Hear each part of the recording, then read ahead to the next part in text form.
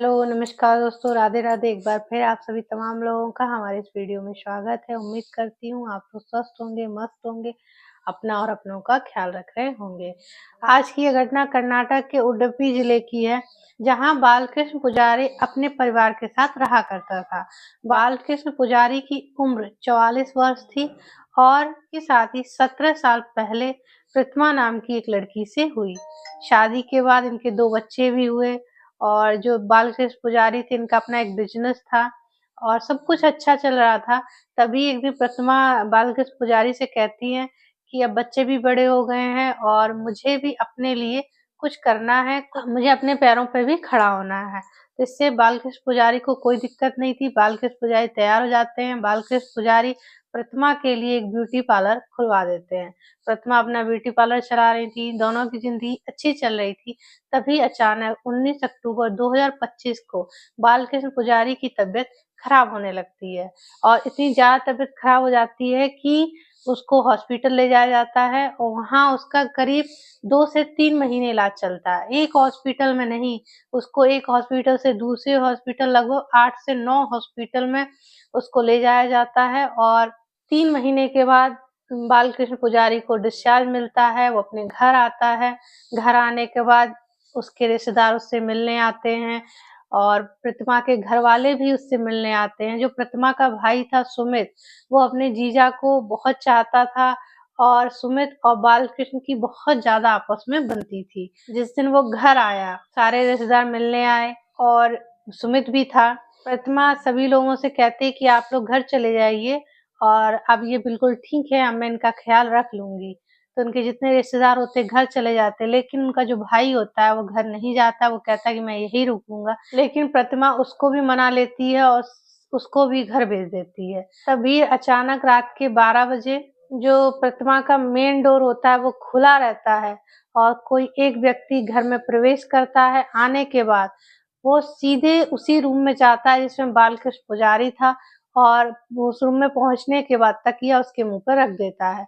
लेकिन जब बालकृष्ण पुजारी अपने आप को बचाने की कोशिश करते हैं, तो जो प्रतिमा होती है वो पूरा उसका उसमें साथ देती है, प्रतिमा उसके हाथ-पैर पकड़ लेती है और जब पत्नी ही अपने पति को मारने की कोशिश कर रही है, तो यह जब बालकृष्ण पुजारी देखता है, कुछ समय लड़ता है, लेकिन कुछ समय बाद ही उसकी साँसें थम जाती हैं।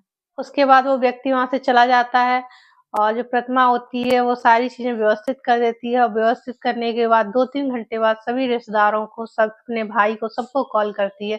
सब लोग फिर इकट्ठे हो जाते हैं, सब लोग आ जाते हैं। जब प्रतिमा से पूछा जाता है, वो बताती है कि अचानक से ऐसा हुआ, मुझे पता भी नहीं चला।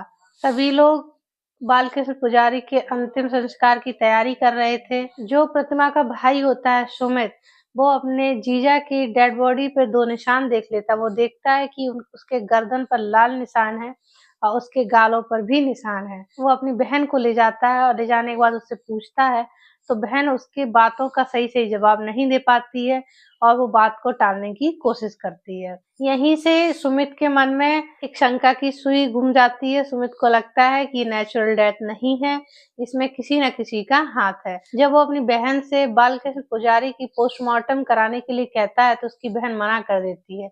लेकिन जो सुमित होता है, वो बालकृष्ण पुजारी के पिता से बात करता है और बात करने के बाद पोस्टमार्टम कराया जाता है। उधर पोस्टमार्टम चल रहा था, लेकिन जो सुमित था, उसके दिमाग में अभी भी वही बात घूम रही थी। वो अपनी बहन के पास जाता है और बहन से कहता है कि मुझे पता है कि तुम्हारा किसी के साथ अफ़ेयर था और जो ये घटना हुई है इसमें तुम्हारा कहीं न कहीं हाथ है। अगर तुम्हारा ऐसा कुछ है तो तुम बता दो, मैं तुम्हें बचा लूँगा। तो उसकी बहन पहले तो मना करती है, लेकिन जब सुमित की बातें उसे समझ में आने लगती हैं, उसको लगता है कि शायद ये मेरा भाई है, मुझे बचा लेगा, तो वो सारी कहानी बताने लगती है।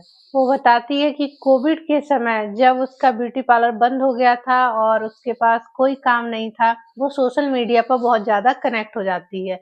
तभी उसकी मुलाकात दिलीप से होती है। दिलीप एक बिज़नेसमैन का बेटा होता है। ये कोविड में कर्नाटक आया हुआ था और कोविड लग जाने की वजह से और ये यहीं रुक जाता है। तभी इन दोनों की मुलाकात होती है। मुलाकात होने के बाद धीरे-धीरे बातचीत आगे बढ़ने लगती है और इन दोनों को एक-दूसरे से प्यार हो जाता है। प्रतिमा दिलीप से कहती है कि मैं तुम्हारे साथ रहना चाहती हूँ, मैं अपने पति के साथ नहीं रहना चाहती। लेकिन पहले पति के होते हुए आप दूसरी शादी नहीं कर सकते, तो इन दोनों ने प्लान बनाया कि इसको रास्ते से हटा दिया जाए। ये सोशल मीडिया पर काफ़ी ज़्यादा रिसर्च करने लगे, तो रिसर्च में इनको मिला एक ऐसा पॉइज़न होता है जो धीरे-धीरे आदमी को अंदर से खत्म करने लगता है। दिलीप उस पॉइज़न को ढूँढ के लाता है और प्रतिमा को दे देता है।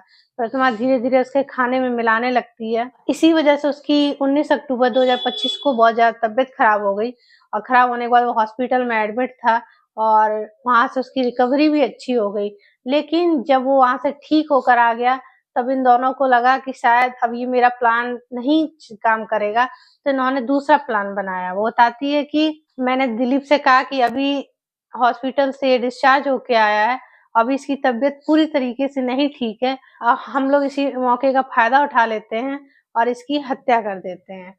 उसी के तहत वो दिलीप को घर में बुलाती है, बुलाने के बाद जब वो उस तकिए से उसका मुँह दबाता है, तो ये उसके पैरों को पकड़ती है। उस हत्या में पूरा दिलीप का साथ देती है। यह बात उसका भाई रिकॉर्ड कर रहा था और रिकॉर्ड करने के बाद वो पुलिस स्टेशन ले जाता है, ले जाने के बाद पुलिस वालों को दे देता है। उधर पोस्टमार्टम की रिपोर्ट भी आ जाती है, जिसमें पता चलता है कि उसकी गला दबाकर हत्या की गई है। इसके बाद ये जो वीडियो होता है, ये सोशल मीडिया पर वायरल हो जाता है और ये वीडियो की धीरे-धीरे बहुत ज़्यादा चर्चा होने लगती है। पुलिस वाले दिलीप और प्रतिमा को अरेस्ट कर लेते हैं, पुलिस हिरासत में ले जाते हैं और इनसे जब दोबारा पूछताछ की जाती है, तो ये सारा मामला खुलकर सामने आता है। मेरा इस घटना को सुनाने का उद्देश्य किसी को परेशान करना नहीं, किसी का दिल दुखाना नहीं, बल्कि आपको सचेत व सावधान करना है, जिससे कि आप अपना और अपनों का ध्यान रख सकें। आप सभी लोगों से रिक्वेस्ट है कि मेरी वीडियो लास्ट तक ज़रूर देखें।